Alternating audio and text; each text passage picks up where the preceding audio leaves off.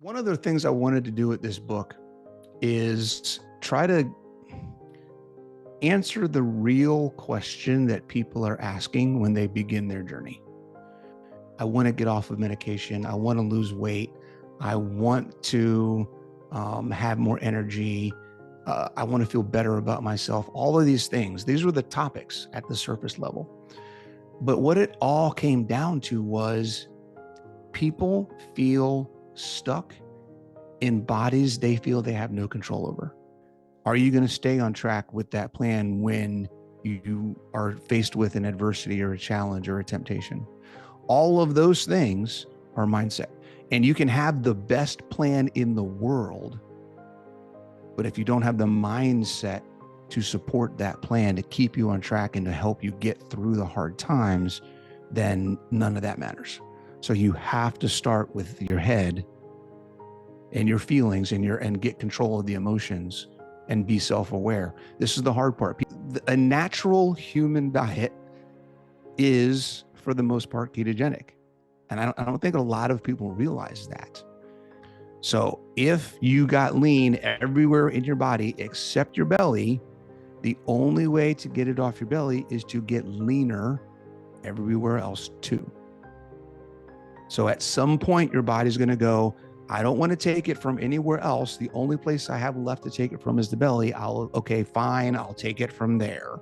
So if you are doing a ketogenic diet and you are resistance training, weight training on a regular basis, fasting is something that I don't think it needs to be a focus unless there's something going on and you want to use it surgically, strategically to address a problem for whatever reason that may be. Hello, everyone. This is Nayiri from Low Carb and Fasting. Our guest today is an author, certified personal trainer. He's actually a certified CrossFit coach as well. He's a certified nutrition coach with the Nutrition Network. He's a behavior change specialist. He's a metabolic health practitioner. Like I am, from the Society of Metabolic Health Practitioners, and he's also an author. And today we're going to discuss his most recent book, Coach Bronson Dant. Welcome to Low Carb and Fasting. Thank you very much for having me on. I've been trying to pronounce your name and I get tongue-tied every time I say it. What is the correct way to say your name? So just the name you write it, so Nayiri. Nayiri. Okay, gotcha. Okay, you got it. You got it. Okay. So your most recent book is Body Confidence. Yes. Unlock the secret to strength, independence, and lifelong, as a British, I struggle with this word, lifelong badassery. There you go. using the F2 method. It's not very common in Britain, but I so relate to it. You've got to be a badass to Absolutely. get somewhere these days. Okay. So, and I was delighted that actually the foreword was written by a mutual friend, Dr. Filippo Vaitia.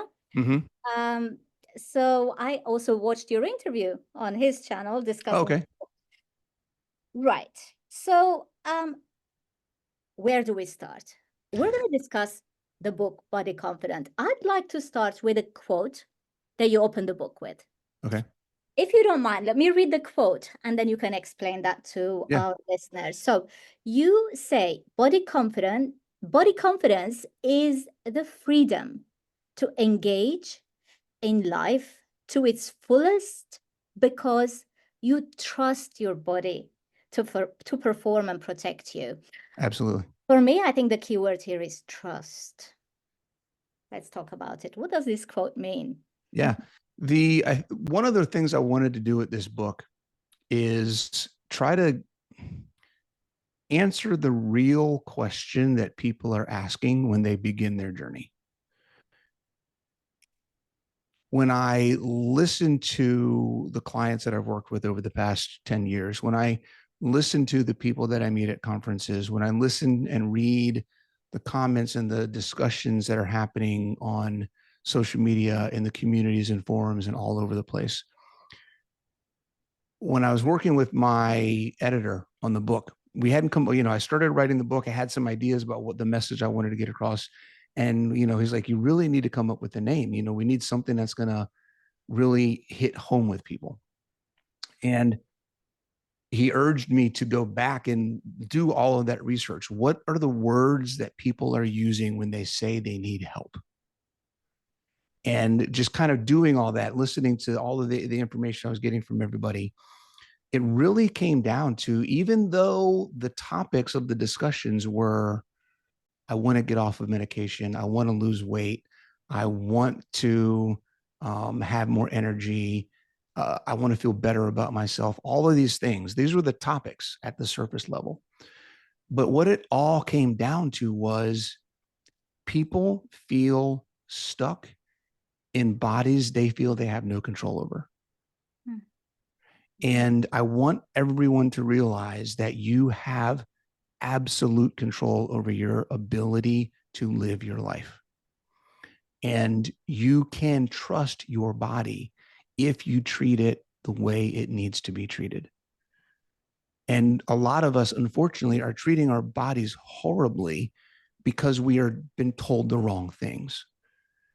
And even in and this is the second part of this, even in the effort to do the right things and treat our body better, we make good progress and we make strides in that direction. But then we get stuck in the 18, 20, 30 different experts who are telling you 18, 20, 30 different things. And now you don't know what to do. You've already been burned once by all the bad information you got that didn't work.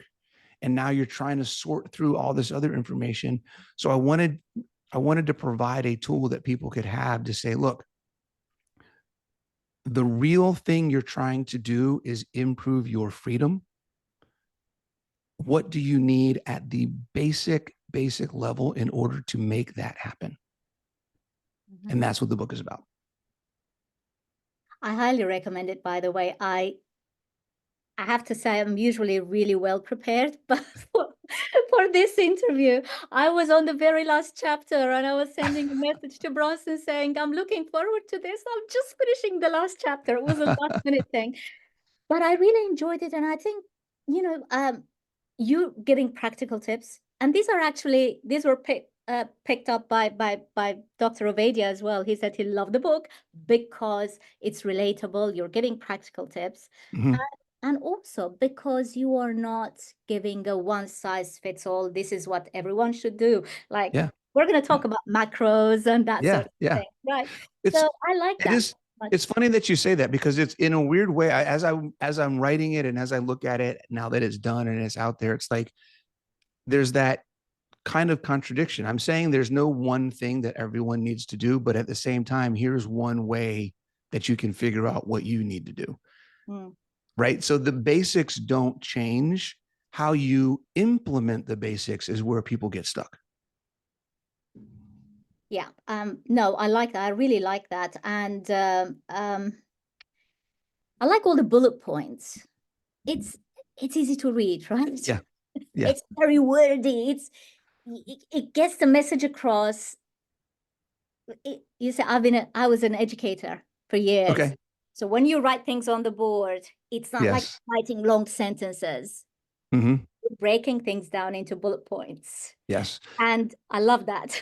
Yeah, I've spent a long time as a coach, and I've spent years as a trainer or some type of position where I have to break down information and relay and communicate complex ideas and things like that. So I actually took the idea for the F2 method and how I designed the book off of industry standard business management practices of how they break down complex ideas and paradigms so that we can actually apply frameworks and do things with them. So I stole the whole idea for the book from business.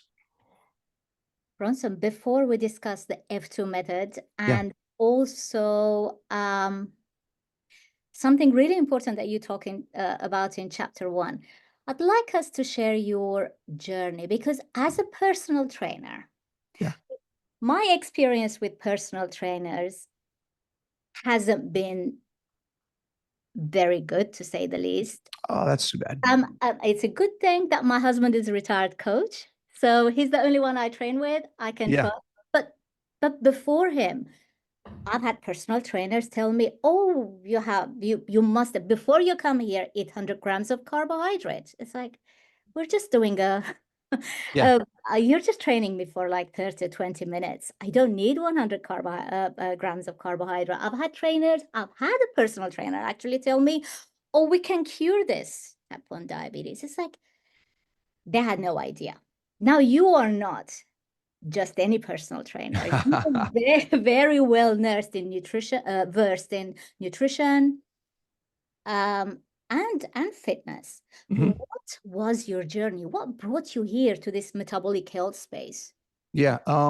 It's been a long road. It started when I realized how far down the chute I had fallen. I was in my mid to late 30s when I realized that I needed to really make a change.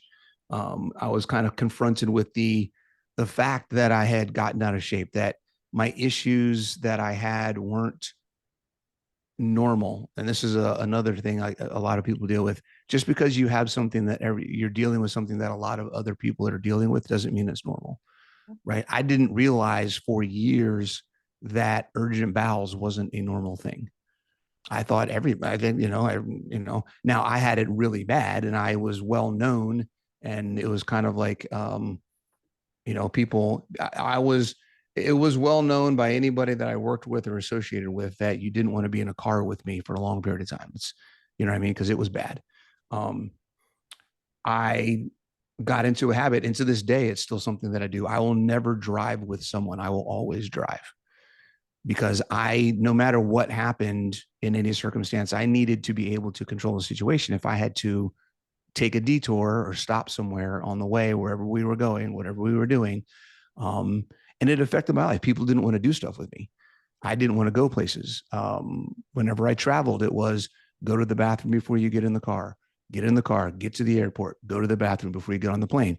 Get on the plane, go to the bathroom before you get off the plane. Get off the plane. Like, you don't want to be anywhere locked and closed where you don't know where the bathroom is for 30 minutes, more than 30 minutes at a time, because you never know when something's going to happen. Um, and looking back at that now, I lost 70 pounds total in my journey. I was about 250. I got down to 165. I'm back up. That 165 was a little too much. I like being around 185, 195. I'm around 190 right now. But I've been up and down and all around to try to find where my happy place is. And of the weight that I've lost and the journey that I've had, the freedom that I've gained, you ready for this? In my ability to trust the control that I have from just changing how I eat has been what I would equate based on my discussions with people who have lost 200, 300 pounds. The freedom that I have to feel the urge to have to go to the bathroom and not have a heart attack, because if I don't have access right now, it's going to be a bad thing. But to feel like, oh man, I need to go, I'll finish this meeting and then I'll go after that. That simple thing, I can't even convey how much pressure and anxiety that just removes from your life.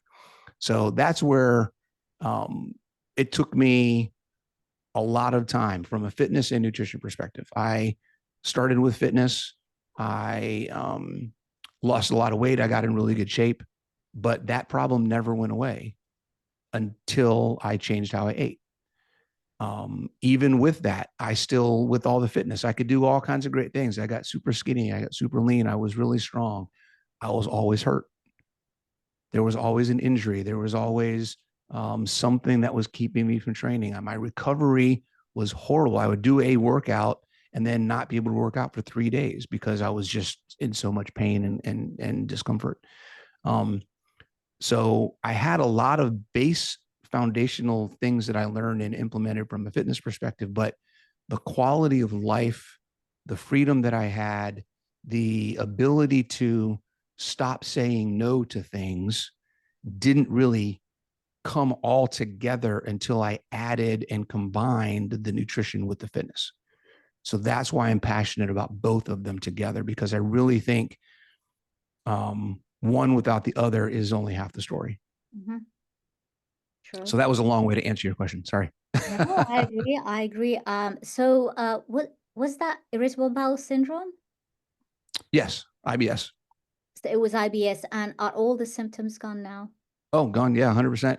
And it's crazy because I know specific things. If I eat something specifically, I know if it's going to bother me. I've gotten to a point now where it used to be all the thing. I could eat anything and I would always have a problem. But even things like dairy, I used to have a serious problem with dairy, lactose intolerant, all the issues that everybody says, right? I have heavy, I just recently I went through a period about a month and a half, almost 2 months, where I was doing some experiments and I had heavy cream every single day for almost 2 months. No problems. Not a single problem. I have cheese every once in a while, no problems.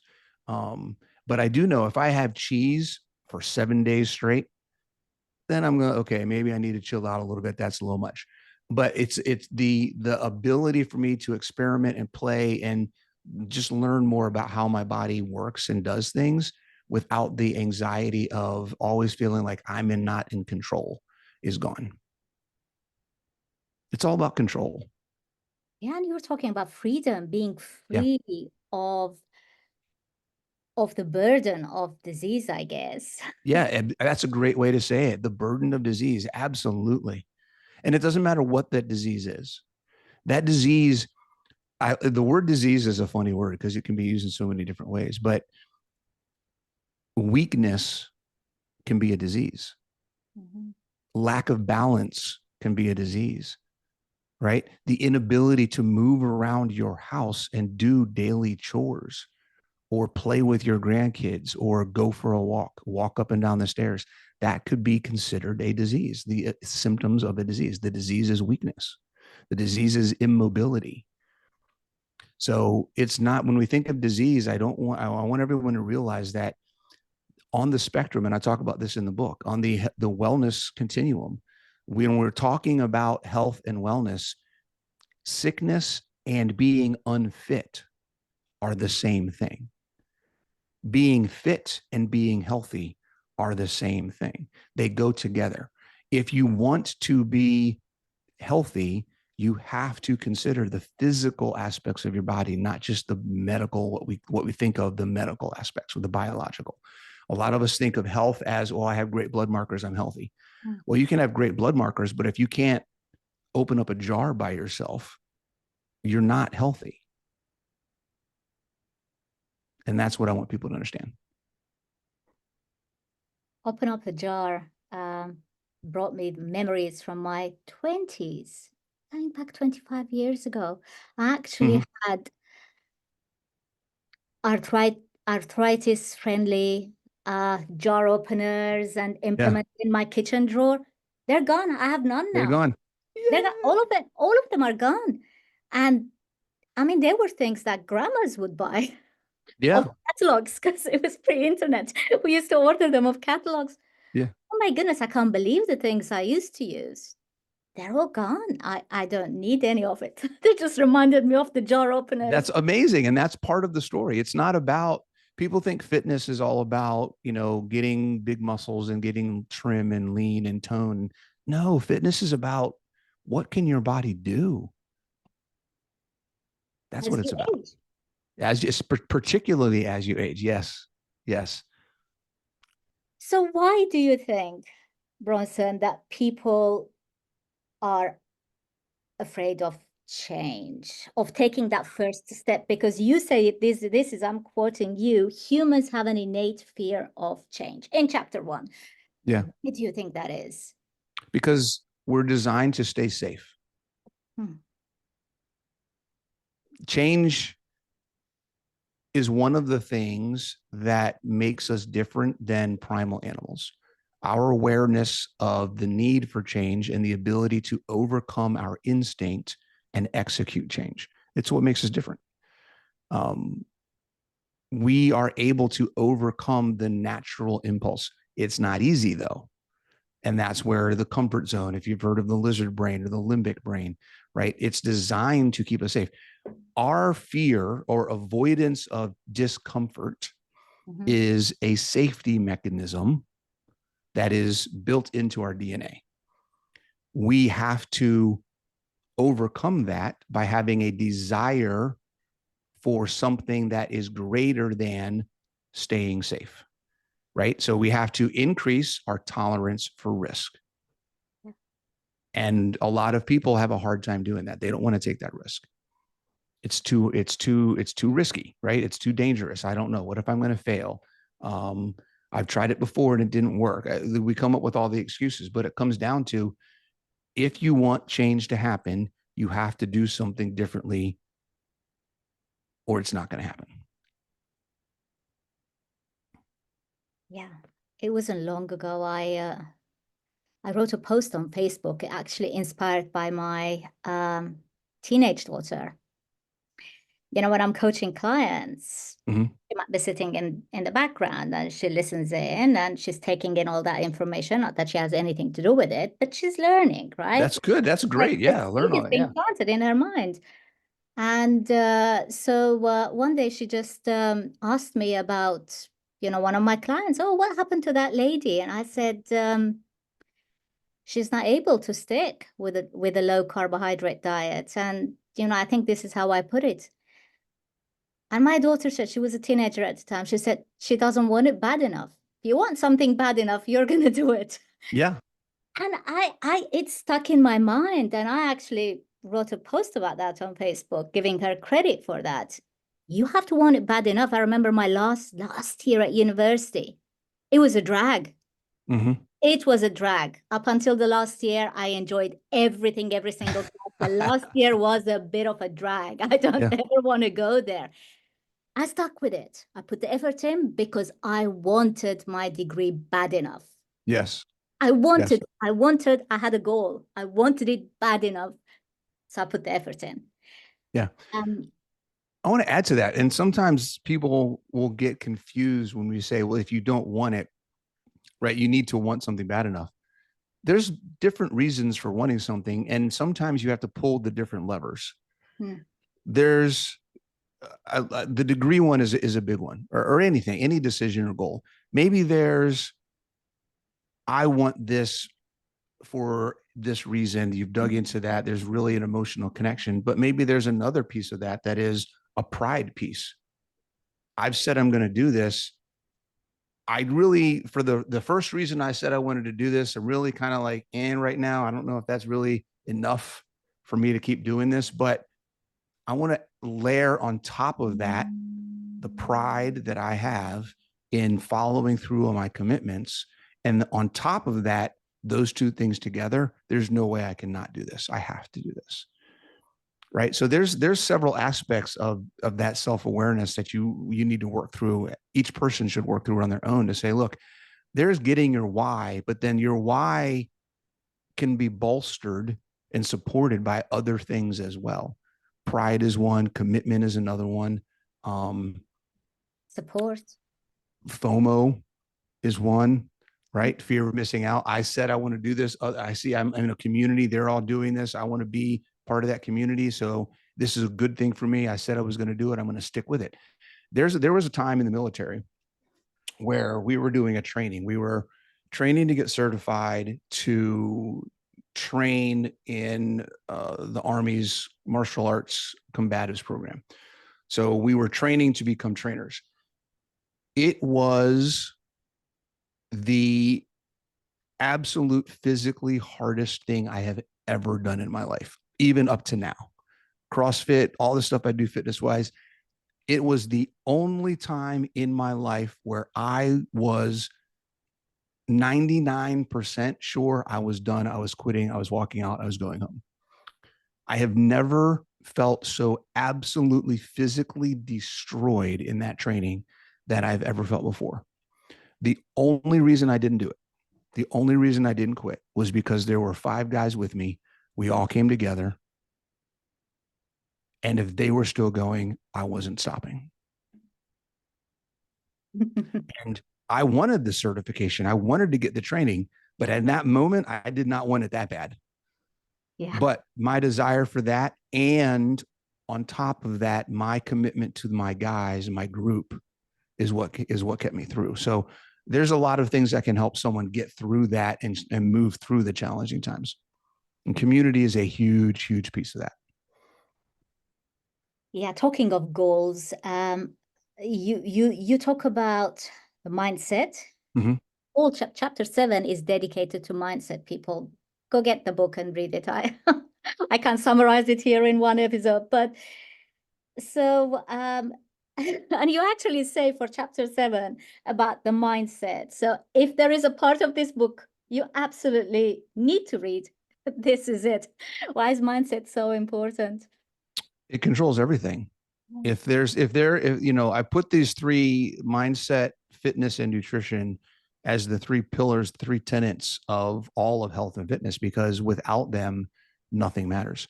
The fitness and the nutrition piece is easy. Anybody can get a meal plan. Anybody can get a workout plan. You could find a million of them online. That's a piece of cake here. Go have a blast. Go do something. And if you've never done anything before, anything you do is going to give you a benefit. Okay. For the most part, we're being very, very, very general right now. The issue is, how long are you going to do that for? How hard are you going to push? How committed and consistent are you going to be? Are you going to stay on track with that plan when you are faced with an adversity or a challenge or a temptation? All of those things are mindset. And you can have the best plan in the world, but if you don't have the mindset to support that plan, to keep you on track and to help you get through the hard times, then none of that matters.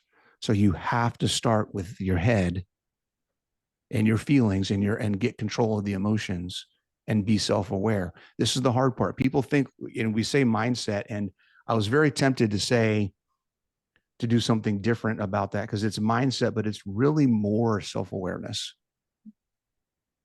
and understanding and not being afraid to confront your demons, confront your fears, confront the lies that you tell yourself, confront the perception you have of the world, and ask yourself, am I looking at things realistically, or am I coloring my choices based on experiences that don't actually exist in my life?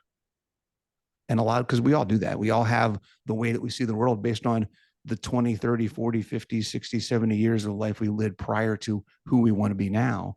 But if I want to be someone different than I am today, I can't look at the world the same way I am today. I have to figure out, how does the new person I'm trying to become, what are the things that that person does? How does that person see the world? How does that person think? How does that person relate to other people? How does that person have, what habits does that person have? What is that person's relationship with food? How do they view fitness? Think about all those things and start thinking like that person, and then you will become that person. That's how that works. Which takes us to what you said early on about trusting your body or trusting yourself, self-trust. Mm-hmm. Yeah. We talk of self-love all the time, but very much. trust is important too. Yeah. Well, here's the thing is, if you love your kids, do you ever yell at them? Sure. Sometimes, right? Yeah. Don't do that. What are you doing? That's, don't do that. If you love your kids, do you tell them not to do certain things? Do you make them do certain things? A lot of us are trying to parent ourselves. And in that process, we're also the 6-year-old who's crying and screaming because they don't want to go to bed. Right? So you have to decide, do I want to be the adult and do what I know I need to do? Or am I going to continue to be the 6-year-old who's throwing a tantrum because I don't want to go to bed right now? Yeah. Right? We got to pick one. Which one are we going to be? I like that trust thing. It's a word I use often, but I have never used it in the same context as you have. Trust your body, trust yourself. I always say trust the process. Trust the process. Yeah. Because For there's sure. confusion. I mean, people are hearing all sorts of recommendations out there, and it does get confusing. So let's talk about the nutrition part, because obviously this channel is called Low Carb and Fasting. Let's leave fasting for to one side for now, but low carbohydrate or ketogenic diet. In fact, you have a book dedicated to the I ketogenic do. I got diet. two actually. Yeah. So, what do you think of the ketogenic diet, or a low, it doesn't have to be the classic high fat ketogenic diet, but I Mhm. mean, for the right person, that's relevant, obviously, but low carbohydrate diet Yeah. as an intervention. Oh, I Uh, think it's fantastic. I mean, that's what I do. I've been following a carnivore diet for almost 7 years now. It's a core part of what I do, and primarily looking at it. If you, this is the thing I love. If I went to somebody and I said, "Hey, we're gonna work with your nutrition. I'm going to give you a plan or guidelines that focus your food choices on animal-based foods, mostly red meat and eggs. We're going to cut out processed foods. You're going to go whole foods only. And I want you to avoid any processed starches." They would say, "Okay, cool, no problem." If I gave that same plan to somebody and I put keto on top of it, they'd freak out. and their Right. I doctor mean, will freak out. yeah, I mean, that's what we're talking about. We're talking about just stop eating crap and eat real food. Yeah. So, whether, a natural human diet is, for the most part, ketogenic. And I don't think a lot of people realize that. Um, so, yes, we don't have to eat a lot of the things that we're eating. Um, the flexibility of starting the basics with whole foods, animal based as the foundation kind of opens up the door for people to come in a way that makes it more accessible to the masses, right? Everyone can find something in whole foods, animal based, that works for them, even if it includes a bunch of seeds and nuts and vegetables. Eventually, they'll get to a point, if they were doing oat milk and they go to whole regular milk instead, if they were doing breads and stuff and they stop doing that and they just do lettuce wraps or whatever, like those simple changes are going to get people healthier. And then at some point, they're going to balance out and they're going to get wherever that amount of change has gotten them. And then they go, "Okay, well, that was nice, but I'm stuck. What do I do now?" Well, let's narrow your circle. Let's narrow your focus, right? Maybe the alcohol that you've been having every Saturday isn't what you need to be doing. Maybe we need to cut that back or cut that out. Maybe you cut back on all your breads, but you still get your coffees from Starbucks a couple of times a week, right? So we start to tweak things a little bit, but they've seen that just making some basic changes make a difference. And 99% of the time, those changes have to do with removing processed carbs, processed food in general at the top, seed oils, and then processed carbs. Anything that's any breads and rices and who knows what else is out there. When you do that and you reduce that inflammation load, I don't even call it food, I just call it inflammation load, right? When you remove all that stuff that's making your body go crazy and your body starts working better, um, this is the part of that where that trust comes in. When you let your body do what it's supposed to do, it's going to let you do what you want to do. Yeah. Beautiful. Right. So that's where the trust piece comes in. We're confusing our bodies. We're making it do so much more than it wants to do to keep us alive, that it's actually breaking itself in order to do that. And that's why we can't trust it, because it's doing stuff it's not really designed to do, because our body's adaptable and it will do whatever it possibly can. It will bend over backwards to keep you alive until it literally stops and then you die. Right. Um, but we can live a much better life if we take care of it and we do the things like going whole foods, animal based, ketogenic, um, and providing it with the things that it needs to function without the things that cause it to overwork itself. I like the inflammation load. I'm going to start using it. It Give is. It's a credit bolus. for It's a bolus of inflammation. it's a bolus of inflammation. I mean, obviously we're all familiar with glycemic load, and it's not a phrase I've ever liked. No. But inflammation load, I absolutely like that. Yep. Yep. Okay, so when you're setting your goals, you say be smart, and it makes sense. Mhm. Actually, I like that smart. You've got that same passage twice in the book. First on page 82. You've got to read the book. It's on page 82. Open page 82 and see what SMART stands for. I love that. Set your goals by following SMART. Each letter stands for something. Mm-hmm. Shall we cover that? Do you want to? Yeah, we can do Yeah, that. I thought that was really clever. So I've got So it yeah, open anybody, here. and it's a thing that's out there. If anybody wants to look it up and do any more reading, there's tons of videos and stuff on SMART goals, and it's just one of the theories or paradigms out there for how to set goals and do different things. But it really starts. So SMART goals are set goals that are specific and measurable. So the letters are different things.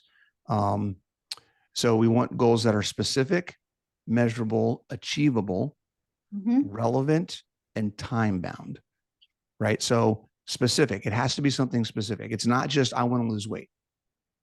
Okay, great. I want to lose weight. How much weight do you want to lose? And do you want to lose weight or do you want to lose body fat? There's a difference. So be specific. Then measurable. Is it something I can measure? I want to lose weight isn't something I can measure. I want to lose 5% body fat is very measurable, right? So now I have something I can measure. Is it achievable? Well, I want to lose 5% body fat in a week. That's probably not achievable, right? That's not realistic. But if I want to say I want to lose 1% body fat every 2 weeks, that's very possible, right? So in the next 10 weeks, I should lose 5% body fat. That's the goal. Okay, great. So 10 weeks, maybe 8, maybe 11, but I'm going to say around 10 weeks, I want to see if I can lose 5% body fat. Okay, that's very specific, that's measurable, and that's achievable, realistic. Is it relevant to my goals? How does losing, this is the one that gets a lot of people. How does losing 5% body fat impact my life? If you can't answer that question, do you have the right goal? Right? So is it relevant to what I'm really, what's my why? What's the deep rooted emotional thing I'm connected to? Is this going to help me get to that thing? And then the other one is the time bound piece, which you talked about a little bit. How much time do I have to do this? What do I need to do to plan backwards to make this happen? And how am I going to check along the way? So if this is a 10-week plan, that means when I get on my body composition scan at 5 weeks, I should be somewhere between 2 and 3% down. If I'm 1% down after 5 weeks, something in my plan needs to change. Because that means I'm only going to be 2 of the next, and I wanted to be 5. So I'm not going at the rate I wanted to go. So what is it? Am I not being consistent? Do I not have the right steps? Like it adds to that evaluation. So that's why having these 5 pieces to your goals is really helpful, because it provides some framework for you to look at what you're doing, making sure that you're picking things that make sense. But then you also have a plan for how are you going to evaluate if you're on the right track and if you're doing what you need to do. I think it's also important to kind of celebrate the small successes along the way. Yeah. Very much so. And that's another part of the trust. I love how you're bringing up all the different pieces that are tie back to the trust piece, because without celebrating the small successes, you have no proof to yourself of what you can do. If you ignore the non-scale victories, if you ignore the impact on your life that your efforts are having, then you miss all the joy of the journey. The reason people think it's hard, the reason people think it's a slog is because they're only focused on one thing. When you look at all of the, if all I ever did in my journey was focus on weight loss, I would continue to be miserable because I would still have urgent bowels. I would still have all the issues I had. But I could say, well, I lost all the weight. Great. My life still sucks. Right. What did it do for me? The weight loss didn't do anything for me. Right. So understanding that when you focus on one thing, you only have one thing to evaluate. And here's the part of the journey that nobody wants to talk about. There is more than one thing that has to get better in order for the one thing you want to get better to actually get better. Let me say that again. There is more than one thing that has to get better in your life, some aspect that you're not thinking about that has to improve, whether it's your relationships, your mindset, your mental state, your something in your biology, something in your physiology, something in your neurology. There's different parts of our body that may need to change, improve, get healthy, get balanced, get fixed, whatever, before the one thing you're trying to do is going to happen. Mm-hmm. So if all you're ever focused on is on the one thing, you're missing all the other things that are happening along the way. Right. There's a piece in the book where I hope the picture came through. Okay. Where I talk about the journey can't be a straight line. It has to go all the directions, because if it was a straight line, you wouldn't be ready for it when you got there. It would be too fast. You wouldn't have become the person you need to be to make it last. Mm-hmm. And that's why going for quick fixes and trying to find the silver bullet instead of just sucking it up, taking the time, doing the basics, and putting in the work never works out long term. Yeah, a very good point. In fact, success isn't a straight line. Not at all. It's a straight line. It's Yep. full of ups and downs. And you were talking about non-scale victories, right? Mm-hmm. They're important. You know, most people talk of or put a post, say on X, right, or on Facebook, and they put before and after photos of themselves. I just did that today. I'll change. Did you? I did one today, yeah. I didn't see it, but you've got it in the book as well. You've got photos of you before and after. And I do want to talk about my success as well. I don't have a before and after photo because before and after looks exactly the same. By changing my diet completely, I wasn't overweight. I never was overweight. Yeah. I didn't lose. In fact, if anything, I gained muscle mass. Yeah.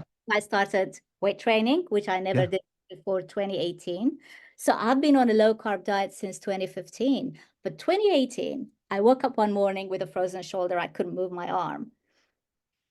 And I thought, oh, maybe I've just slept wrong on it. Mm-hmm. Didn't even, like, glycation and years of diabetes didn't even cross my mind. Glycation not cross my mind. So I woke up the next morning, my other shoulder was frozen. So wow. I was in debilitating pain, like pain it doesn't even compare to childbirth, people. Terrible pain. No wonder people go for steroid injections and you know, that. So I didn't. I decided I'm going to heal naturally if possible.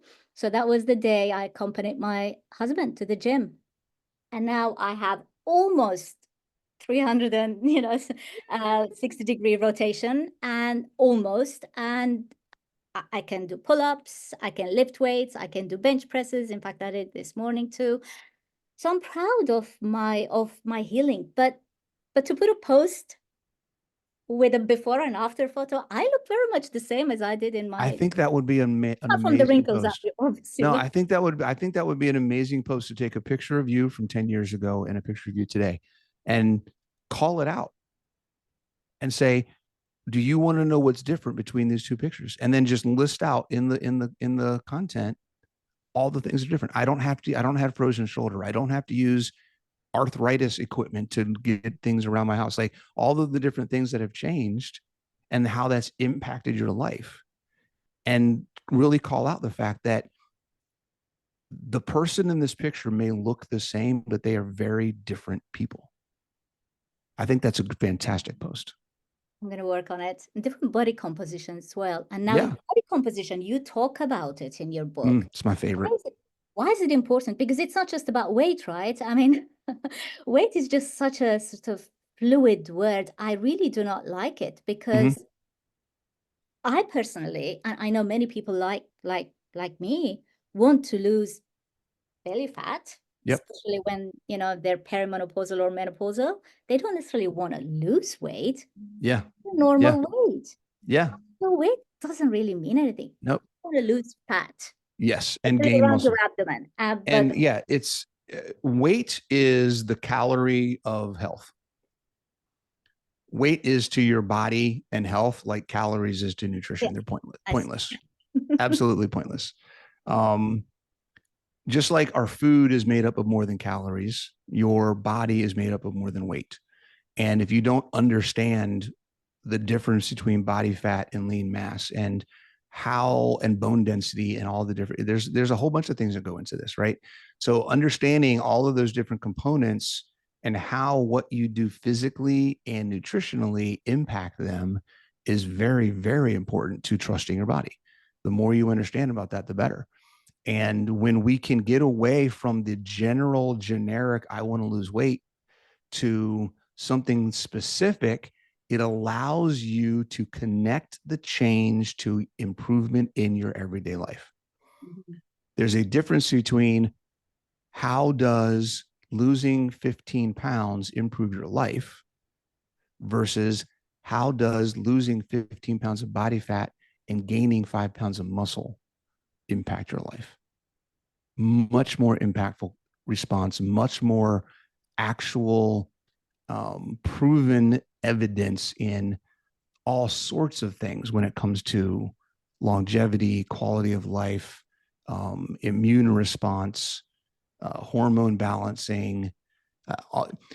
I wish I could get people to understand. And, you know, Dr. Gabrielle Lyon does a good job of this with her book and all of her talk about muscle centric medicine. But I don't think it's enough. I think more people are starting to talk about it because I think people are starting to realize that we've missed the boat and we've been so focused on fat loss, we've forgotten that the other equation, the other side of the equation is lean mass.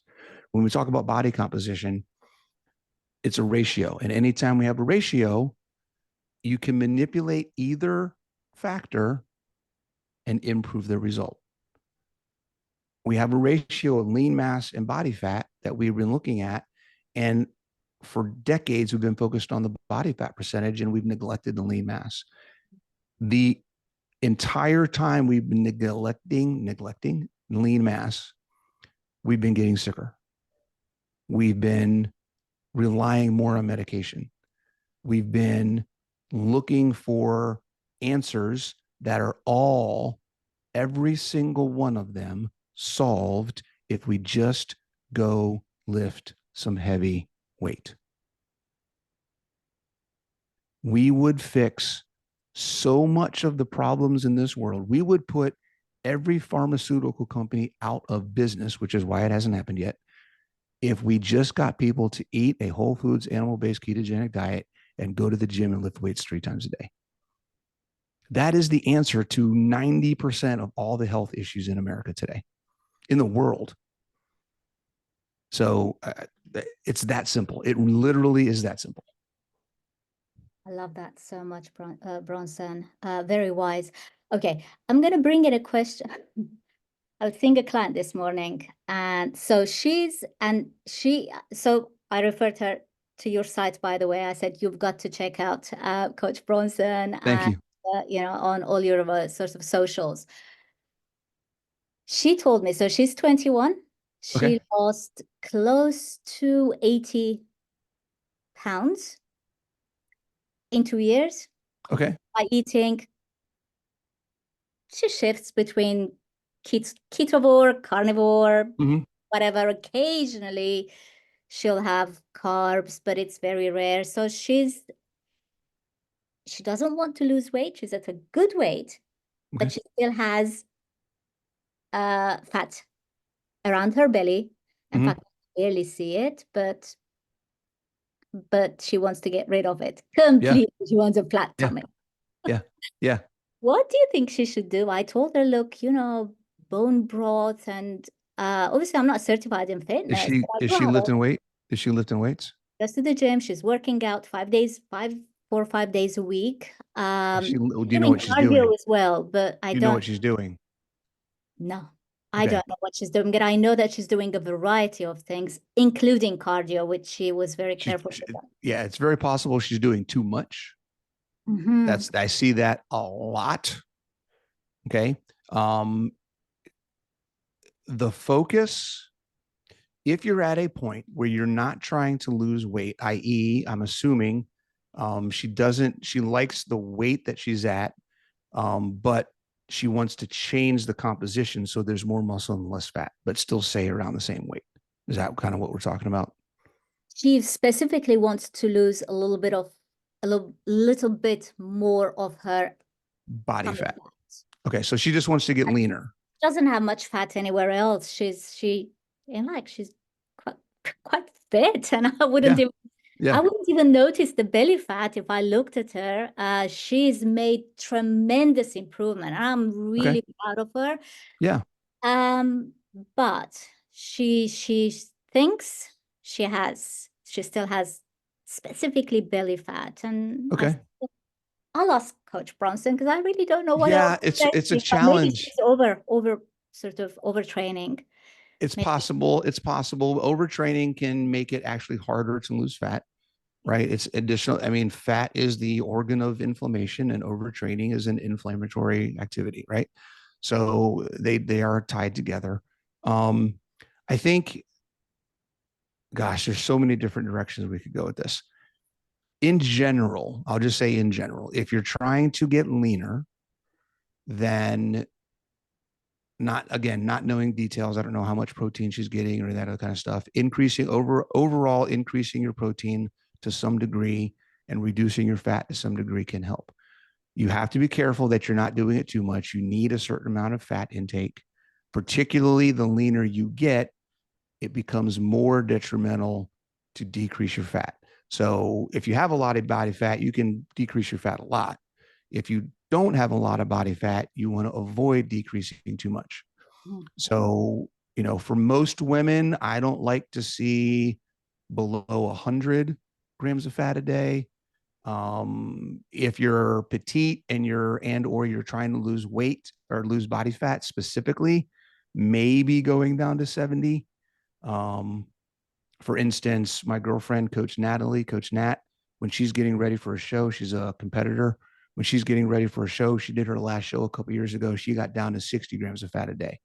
And that was several weeks before her show. So that was about as low as is going to get. And that's for bikini competition. So if you're not planning on getting on stage in a bikini, you shouldn't be that low. Right.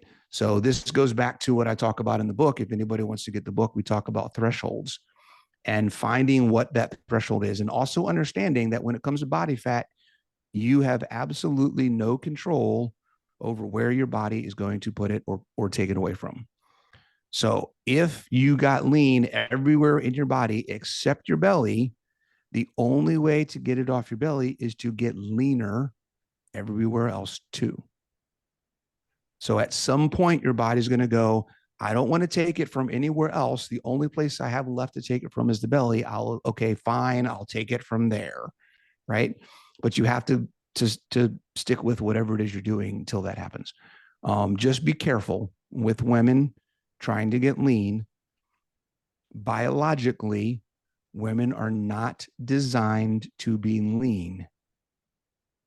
If you want to be healthy, there is a certain amount of body fat you need to be healthy, and that is not under 20%. If you're under 20% body fat, you are in the danger zone, I like to call it.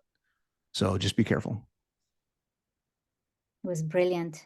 I think you had a conversation about this maybe 2 years ago, a year ago with Dr. Sivis. Oh, yeah. Yeah. Time ago, and I think it was It's this on my conversation. YouTube and it's on his YouTube as well. Yeah. Yeah, true. Haven't seen it for a very long time, but it just reminded me of it. Right. Now that we're talking about fitness, and I know we're going to wrap this up, but we're talking about fitness. So you do say mix it up, and you refer to the 1% rule. What are we talking about here? Yeah. So mix it up. Obviously, variety of different Mhm. exercises is important. Yeah. I think mix it up is a way for people to get started and avoid the fear of having to go so far outside their comfort zone that it just paralyzes them. And the 1%, that's what the 1% is for. There's a lot of people who look at me and go, there's no way I could do what you do, and then just don't do anything. Well, you don't need to do what I'm doing. I've been doing this for 12, 13, 14 years. You shouldn't be able to do what I'm doing. If your challenge right now is walking up and down the stairs, then your 1% is doing that until it becomes easy. That's your workout. You don't have to go to the gym. You don't need to buy weights. You don't even need resistance bands.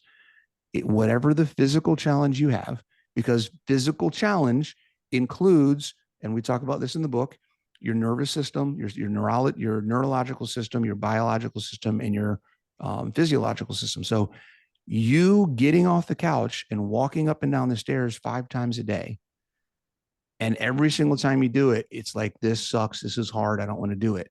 That is fitness.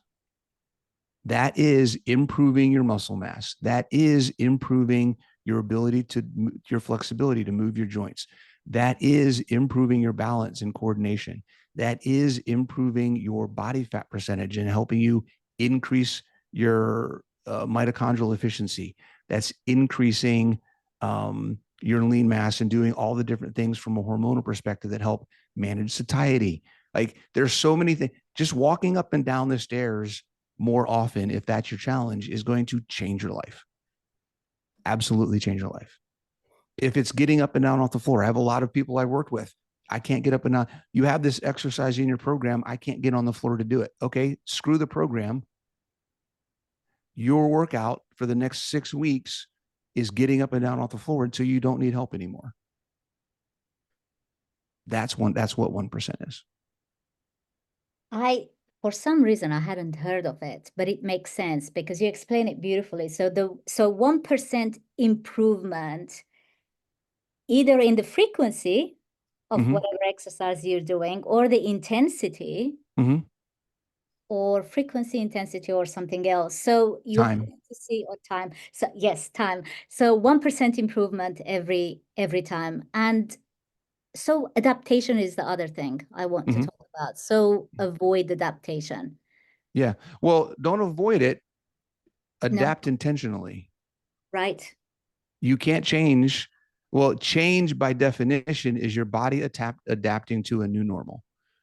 That is what change is. So, circling back to the beginning of the conversation, the reason you're fearing change or you're struggling to change is because you're not changing what you're considering to be your normal activity.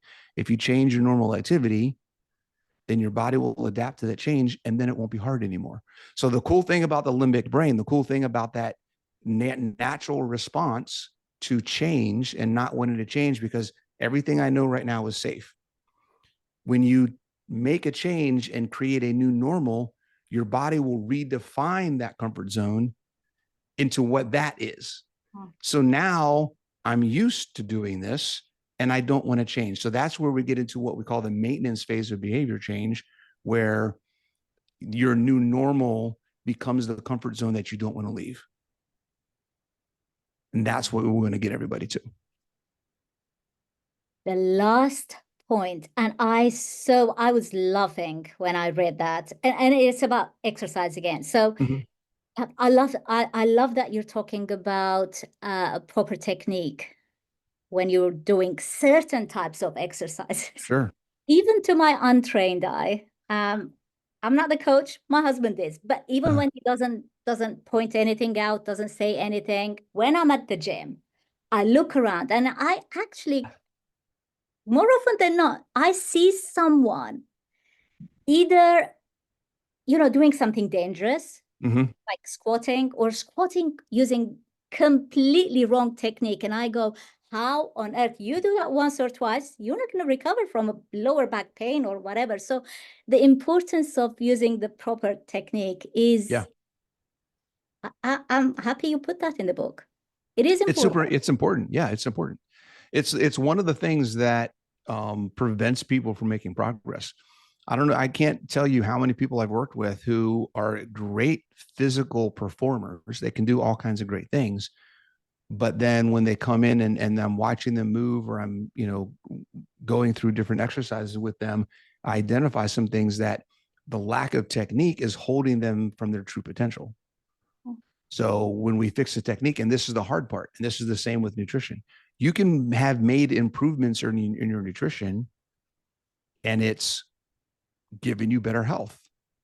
Okay, this is fantastic. This is awesome. I know what I'm doing. I'm on a track. Everything's great. But what you don't realize is there's something you're doing that's actually keeping you from being even better than you are now. So this is very similar from the nutrition and exercise thing. And sometimes what we have to do is take a step back, reevaluate what we're doing, learn what that new pattern is supposed to be, and then start getting that into our routine and our habits and our movement. And then we can go further than we've ever been before. So technique is important from a safety perspective. It's also important because if you don't get the basics, then the complex things, the advanced movements, the high performance is never going to happen. Right. And that's for across the board. That's mindset, fitness, and nutrition. Guys, there is not a single nutrition protocol that's going to solve your problems if you're still eating crap. There's not a single fitness protocol that's going to solve all your problems if you're only doing cardio. Right? Yeah. There's certain things, if you get stuck in this thing and you don't expand out, you're never going to grow beyond that thing. So that's what that's about. Coach, we're called low carbon fasting. This is what this channel is called. And I know that you're in support of low carbohydrate lifestyle, be it carnivore, ketogenic, whatever that may be for you. How about fasting? So fasting is a funny one. I think fasting is an absolutely fantastic tool if you know why you're doing it and you're doing it for pretty much any reason other than losing weight. And when to do it for women especially. Yes. I have used it with clients. I have a client that I was working with recently who had been on a stall for about 12 weeks and we just couldn't figure out what was going on. So we did a PSMF with her for 6 weeks and it kicked her out. She started losing body fat again and, did some things. She also after that, she kind of got back into a trend where she was trending down on body fat. And then she started lifting weights, doing one of my programs. I have a strength training program for women. And that just kicked it to a whole nother level. And she's completely changed. The last year has been amazing for her. She's completely changed her body. There are times where I don't generally recommend for most people getting started. And here's the main reason why. When people are getting started, there's already a high risk of overwhelm with the amount of things we could have people change and do. One of the last things I want to do is not only tell people that they need to stop eating all these different foods, but then also say you need to also stop eating more than 2 times a day or 1 time a day, or take a day off and don't eat at all or whatever. Like that is not something that's anywhere near the front gate of anybody walking into any of my programs for them, unless it's some drastic thing that we need to do that for whatever reason. For the most part, I find that people, once they start eating the right things and learning about what they're eating and train their bodies to eat the right amounts of things, because that's another aspect that fasting can be a tool for, is to help train satiety. There's two pieces of satiety that some of it needs to be fixed by making people eat when they're not hungry. And some of it needs to be fixed by making people fast when they think they want to eat. Right. So there's 2 aspects, 2 sides of that coin. But in general, once people have that stuff worked out, they're eating the right amount of food. They will generally go to 2 times a day within about 8 hours. And that's just kind of naturally how a lot of people go that I've seen. For most people, I think the people that I've worked with, I've found it easier to help them find a natural intermittent fasting window where they don't have to think about it as opposed to here's your window, figure it out, make it happen. It just adds another level of stress to it. But fasting is one of those things that, because of the books and because of the marketing and all the hype over it, I think we tend to forget that the ketogenic diet in and of itself is a fasting mimicking diet.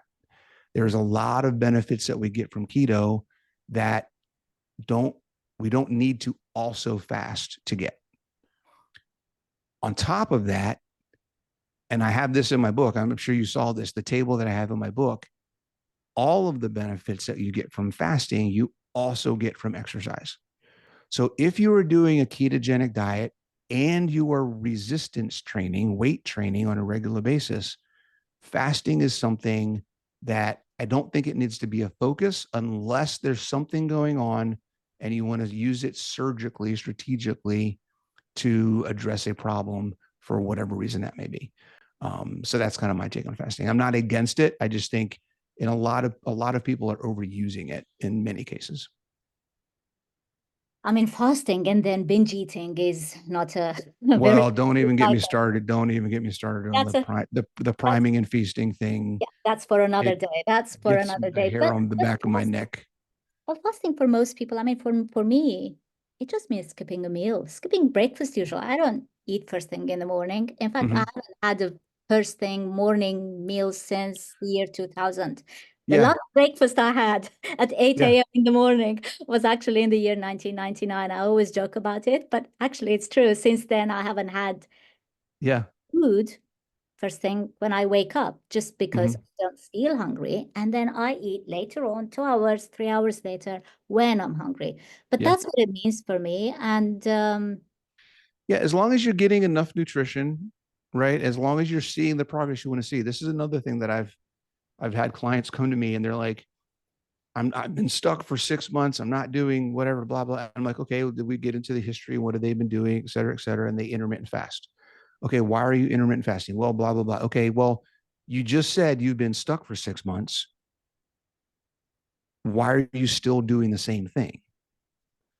So don't get into, and this is whether it's fasting, whether it's PSMF, whether it's cold plunges, whether it's red light sauna, whether it's who knows what thing you want to layer on top of all the stuff we're doing. You have to, at some point, ask yourself, is this doing what I want it to do? And if it's not, maybe look for something else. 100%. So, yeah. And that's where I think people get stuck on the fasting piece again, or anything. And that's what so-and-so said to do. So that's what I'm going to do, whether it works or not. That doesn't make any sense, but that's what happens. We are going to wrap this up with your mother's story because I love it. Oh, okay. Mom's Hey, story. mom. I love all mom's stories, but let's give her a shout out here too, because she's, from what you've described in different episodes and on different channels, she's an amazing woman. She is. Never too late, people, to turn your life around. Yeah. Your Yeah. story. Yeah. I started to work with my mom when she was 60. She just turned 70. So it's been about 10 years. She got started working with me specifically because she was concerned about a diagnosis of osteoporosis. She wanted to know if it was possible to reverse it. And also that scared her into, I need to do something so that I don't fall apart as I get older. And so she did that. She started to work with me one-on-one. Then she joined my gym and she's been doing stuff ever since. She reversed her osteoporosis. She's been carnivore now for almost 6 years. And mostly carnivore, ketovore. She kind of goes back and forth. She'll go like a year carnivore and then she'll have a couple months and she'll be like, I want strawberries and or whatever it may be. But she's doing great. She's 70 years old. She still loves to work out and deadlift. During COVID, she borrowed a bunch of equipment from the gym that she was going to, which, so I sold my gym right before COVID. She was still going to that gym after I sold it. They loaned equipment out to people during COVID and stuff. So she had equipment at home, which really got her the bug of having equipment at home. So after they took all their equipment back, we put a gym in her basement. So she has a full gym in her basement now. She works out. She does some of my programming every week and just has a blast doing stuff. So So yeah, it's awesome having a 70-year-old mom who gets mad at you when you don't put deadlifts in the workout because she wanted to deadlift today. It's kind of fun. What an amazing story, Bronson. Coach Bronson Dant, I can't thank you enough for your time today. I really enjoyed this. Thank you very much for having me on. I appreciate it. You'll have to do this again. Yeah, for sure. Let me know. Thank you. Bye for now.